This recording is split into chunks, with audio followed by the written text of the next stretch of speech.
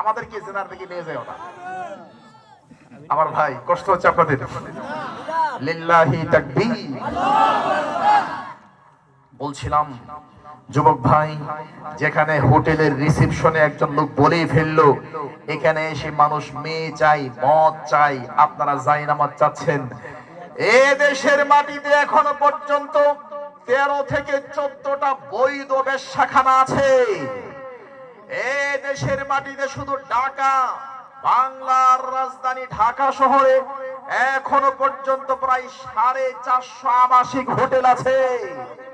450 আবাসিক হোটেলে যদি 2 জন করে মহিলাও জেনা করে, 3 জন 5 জন করে মহিলা জেনা করে, 450 আবাসিক হোটেলে প্রত্যেক রাত্রিতে কি পরিমাণ মানুষ জেনা করছে। 13টা বেশ্যাখানা আছে, বৈধ বেশ্যাখানা, যেখানে আপনি রিল্যাক্সে যাবেন, রিল্যাক্সে গিয়ে মনোরঞ্জন করে, ব্যায়াম করে, জেনা করে, ধর্ষণ করে সেখান থেকে চলে আসবেন। পুলিশ আপনাকে প্রোটেকশন দিবে।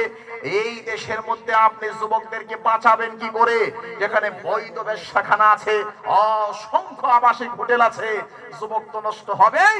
এত টাকা দিয়ে বিবাহ করে বউকে আইব্রো লিপস্টিক কিনে দিয়ে যুবক কেমনে বাঁচবে? সিএনজি চালায় পাই 390 টাকা, বউয়ের মনোরঞ্জন কমনে করবে কি দিয়ে? এই জন্য 390 টাকা পাওয়ার পরে 50 টাকা দিয়ে পতিতালয়ে গিয়ে জেনা করে আসে। যতদিন পর্যন্ত এদেশের পতিতালয়ের কপালে লাথি মারতে না পারবেন, ততদিন পর্যন্ত যুবকদেরকে সেভ করতে পারবেন না।